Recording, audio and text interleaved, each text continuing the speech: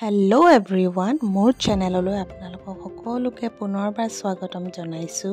আৰু আজি মই লৈ আহিছোঁ আপোনালোকলৈ এটা হাঁহ মাংস আৰু আলুৰ ৰেচিপি। গতিকে মই এই ৰেচিপিটো কেনেকৈনো বনাওঁ তাকে আপোনালোকক দেখুৱাবলৈ।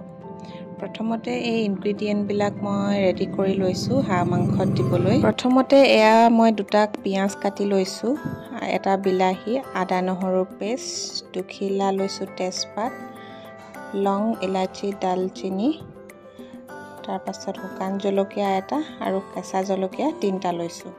প্ৰথমতে কেৰাহীখনত দিছোঁ তেল বহুত বেছি ব্যৱহাৰ কৰা নাই, কাৰণ হাঁহৰ পৰা যিহেতু তেল ওলাবই। আৰু তেলখিনি গৰম হোৱাৰ পাছত তাতে দিছোঁ লং, ইলাচি, দালচিনি, তেজপাত, জলকীয়া আৰু পিঁয়াজখিনি দি প্ৰথমতে আমি ভাজি ল'ম।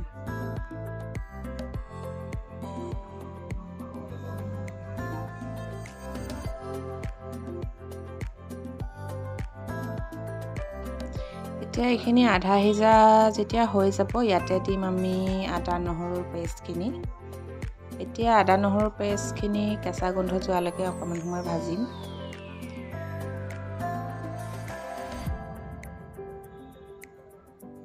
এয়া আধা সিজা হৈ গ'ল। এতিয়া দিছোঁ ইয়াতে হাঁহৰ মাংসখিনি। আমাৰ ওচৰত 700 গ্ৰামৰ হাঁহৰ মাংস আছে। এতিয়া আমি ইয়াতে ব্যৱহাৰ কৰিছোঁ সোৱাদ অনুসৰি নিমখ, হালধি, অলপ দিছোঁ কাশ্মীৰী মিৰ্চ, আৰু এইখিনি এতিয়া ভালদৰে লৰাই মেলি ঢাকোন মাৰি আমি ল' ফ্লেমত অলপ সময় সিজাম। মাংসখিনি তেল ওলোৱালৈকে আমি ভাজিব লাগিব। এয়া দেখিছে অলপকৈ তেল ওলাবলৈ আৰম্ভ কৰিছে। এতিয়া আমি ইয়াতে দি দিছোঁ এটা সৰু মিহি মিহিকৈ কাটি লোৱা বিলাহী এটা দি দিছোঁ। এতিয়া এইখিনি ভালদৰে লৰাই লৈ ঢাকোন মাৰি আমি আকৌ অকণমান সময় সিজাব লাগিব। এয়া দেখিছে মাংসৰ পৰা ধুনীয়াকৈ তেল ওলাবলৈ আৰম্ভ কৰিছে।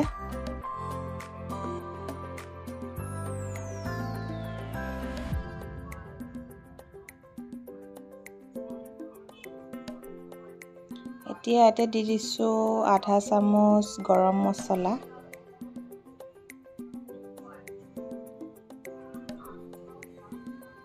আৰু অকণমান দিছোঁ মিট মছলা।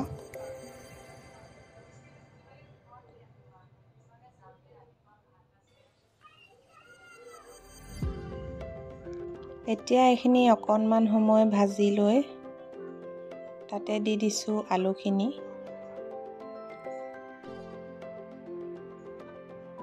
এতিয়া এইখিনি ভালদৰে মিহল কৰি ঢাকোন মাৰি আমি ল' ফ্লেমত 5 পৰা 10 মিনিট সময় এইখিনি ৰাখিব লাগিব।